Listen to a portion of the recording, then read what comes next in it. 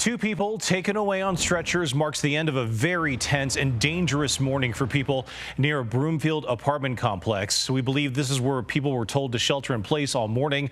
Some were even told to evacuate. I start pulling out of the parking lot. I turn the corner, and there's a police officer with a massive sniper, like the biggest gun I've ever seen in my life, just pointed, like he's like propped up on a truck, pointed down the road. They start kind of waving me off, and they're like, "You need to go, you need to go." So I kind of panic and pull into the first, like, shelter-y place I can find, and it's just, a little like garage kind of outcropping. Turns out that that's like in the middle of the building that the shooter is in. So then they have me get out of the car and just tell me I have to go north. This started at the Arista Flat Apartments around 6:34 this morning near US 36 and Wadsworth Parkway. Police were called to the scene and heard a man making threats.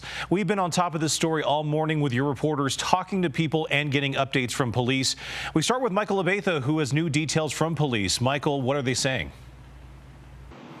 Well, they say two people are in the hospital, one male suspect and one female victim, but the extent of their injuries is unknown at this time.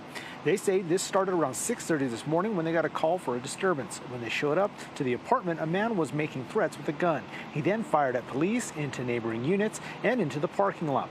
That's why they called it an active shooter situation. Eventually, SWAT and police from all over the northern metro area arrived as police evacuated one building and sent others to a shelter in place. They tried to contact the man, now holed up in his apartment, not knowing how many people were inside.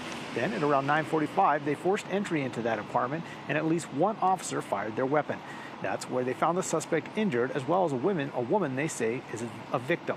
While they say this is tragic, they say things could have been much worse. We had somebody who was actively firing at our officers, other units, so a lot of people were in danger.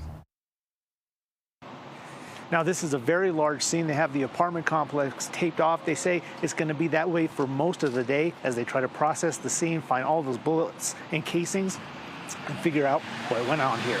In Broomfield, Michael Abatha, covering Colorado First. All right, Michael, thank you so much. Now let's go to Justin Adams, who also heard from witnesses, even heard some of the gunshots as police moved in on the suspect. Justin?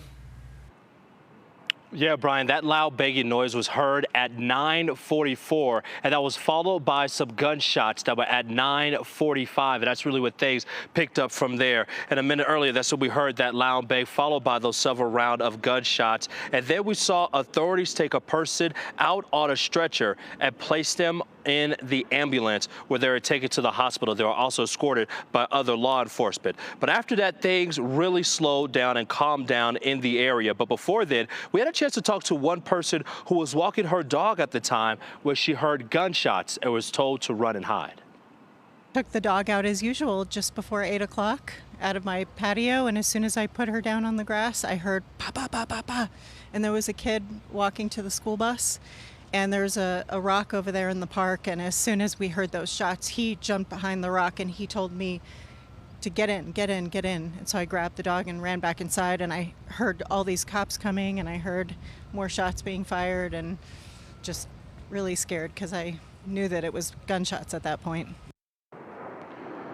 And ever since that time, we have seen individuals be able to come out and walk their dogs as things has returned to normal. But there has been police tape that has actually wrapped around this park. And one of the reasons why is because of all the random gunshots that were in the area. So they want to make sure that they pick up all the casings as they continue their investigation of the situation.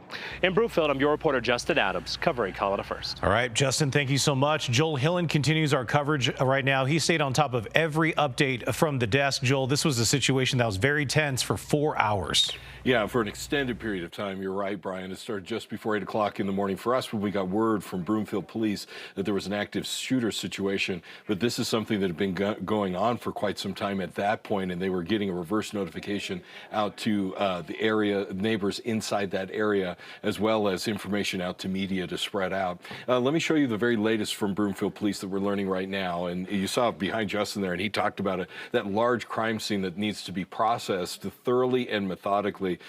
So the roads and buildings in the area may be closed for several hours. So for those folks who are not able to get back into their building at this time, they're saying you can go to the north side of the First Bank Center and you'll be transported there to the community, the Broomfield Community Center, where there's a temporary evacuation shelter that has been set up. And I'll show you the map here to kind of tell you where this has been going on. So you got US 36 along here, and you have Wadsworth on this side, Rocky Mountain Metropolitan Airport off to the west. And as we zoom in here, you see the First Bank building, First Bank Center, I should say, and that's all boarded up around there. It's set for demolition, but it's just in the shadow of that, right along here in the Arista Flats where this all took place. And up here to the north, if you live in that area, that's where they will transport you out to the shelter. Brian, one of the things that we're waiting for is the name of the suspect in this, as well as perhaps the charges that this man will be facing. As this crime scene is large, it's going to take a while to process, but we do understand from Broomfield Police that they're going to try and get us information as we continue to follow this story throughout the afternoon. And hopefully that will include some body camera footage as well. Joel, thank you for what you do at the desk. We appreciate it. We are bringing you updates on a shooting and barricade situation that ended earlier this morning at an apartment complex in Broomfield. Justin Adams continues our coverage at the Arista Flat Apartments near US 36 in Wadsworth. And I can see behind you, Justin, remains a pretty active scene out there. Yeah, you can see the police tape right behind me, Brian. This is actually Red Point Ridge Park at Arista. And this is one of the parks. The reason why this area actually has been taped off is that's where authorities believe that some of the shots and the gunshots actually went to in this park. So they're going to comb through this area methodically just to make sure that they have all the evidence and everything that they need just in general over here. And now I want you to also take a look a little bit off to the left. It would be my right, your left. And you can see that there are still some police vehicles that are here in the area doing their investigation. We do believe that the shooting happened at not the apartment that's the middle of the apartment, but actually the one further down. That's where everything was. So again, this is something that we'll learn more information on, as we do know there have been 2 individuals that were taken to the hospital, the suspect and a woman as well. Back to you, Brian. All right, Justin, we appreciate the update. Thank you.